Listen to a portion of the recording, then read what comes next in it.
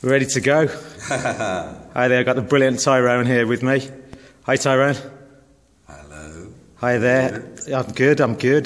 What I want to know is, you're in the Honeyman. Yeah. Tell me more.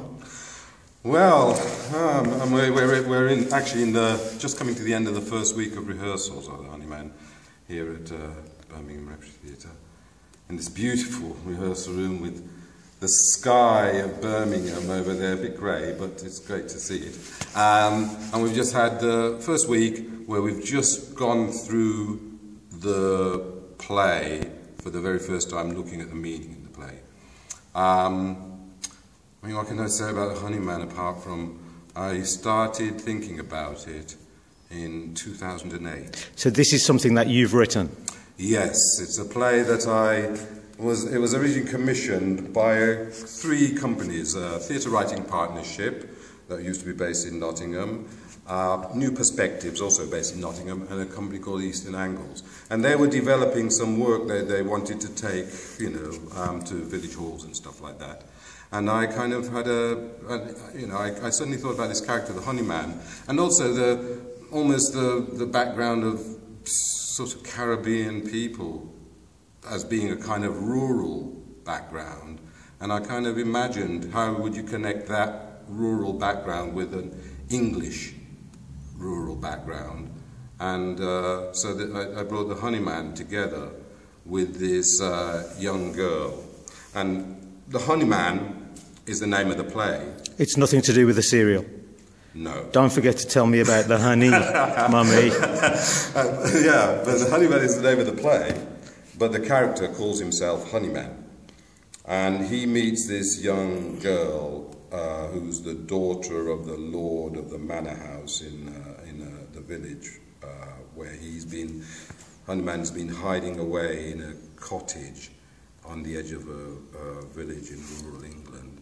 And into his life one day bursts this young girl who's the daughter of the lord of the manor house.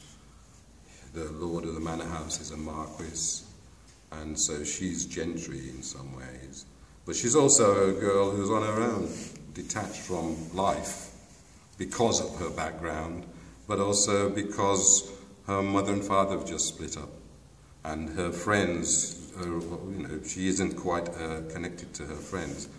So these 2 characters are disconnected from the rest of the world in some way.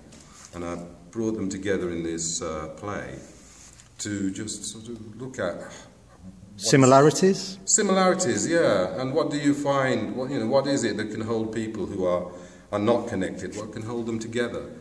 And what we find in this story is that the search for a cure for the bees that the Honeyman keeps, who are dying, that becomes something that they both can focus around and build a friendship on.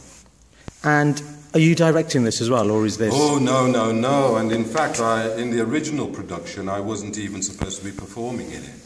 I was just the writer on it, and another actor had been cast in the role. But on the first day of rehearsals, he didn't turn up because he'd fallen ill. And it was either, there were only 3.5 weeks of rehearsals, and they were either going to have to cast somebody else, or I had to step into the role. But once I stepped into the role as Honeyman, I decided, you know what, I quite like this. So, I mean, this was something that was toured in 2012. Is it 2012? I've done my research. And so you're touring it again. How difficult for you is it as an actor and a writer to be directed by someone else, to say, well, this is the direction I want to take it? Is it easy? Is it a difficult step? Or it's an unusual one. I mean, happily on this occasion, I've been directed by Emma Bernard, who's directing this production. I've been directed by her before. In about 2008, she directed me in a show. But what the difficulty is, I think, is that as much for other people as for me, because I think because I am the writer, there's almost an expectation that I know what I was writing. When I was writing a play that I thought would work, and this production is going to be very different from the last production, and it's because the designer, the musician, the composer, the director, the actress I'm working with, it's a two-hander. All of those are different, and you know, in any creative process, a creative process is a product of the people who are involved. Different dynamics, which will be bigger, better. It'll be, well, what's fantastic is we've got such amazing support on this production. The previous production was very much small scale. This is still a small scale production, but it's got the power and the strength and the resources. And what a way to start, Birmingham Rep. The Rep, yeah. Birmingham Rep. And when does your first show start?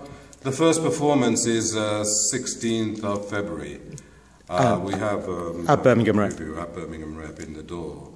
And before this week, that was the date that was always in my head. This week, I'm now thinking, I wish that was a bit further away. Yeah.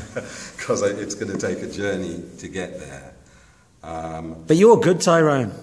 Oh, that's very kind of you to say. We've seen you. I mean, come on, you've done Electra, you've been at the Old Vic, you know, you've been in cinema, you know, you are that seasoned professional. Well, I don't know about seasoned. I've been doing it a long time, and actually I started acting in plays at school at 11 here in Birmingham, and so by the time I left school at 18, I'd done 21 plays at my old school, Duddiston Manor.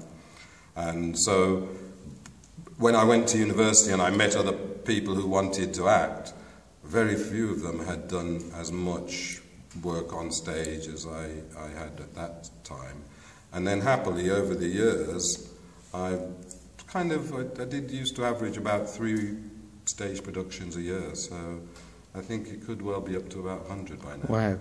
So there's an element of excitement, well, still an element of caution as well.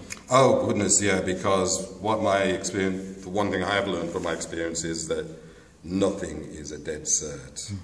One, it's, you know, like I say, the creative team can come together, but it can sometimes not work. I mean, happily on this occasion, and particularly because of Emma leading the team, the dynamics in the group are fantastic. So nothing's a dead cert, but you know, you do the best you can and hope it all works out. For more details, where can people go? Is it on your website? Is it tyronehuggins.com? Is there a website with all the tour details? Well, there is a little glimpse of it on my website, but actually the information for this show here at the Rep is on the Rep website. And I believe we are putting together a little tour website as well, so that a web page, so that for the whole tour there'll be. Okay, so quickly, why should we come and see the show? Apart from the fact that you're a brilliant actor, you've got a brilliant team behind you. What other reason? What other reasons should we come and see the show for? Because I think you'll be fascinated to see both of these characters. Individually are fascinating characters, but to see how they come together and develop friendship across the cultural divide and the age divide, I think will be quite an intriguing experience for any audience. Tyrone, thank you. Well, thank you very much.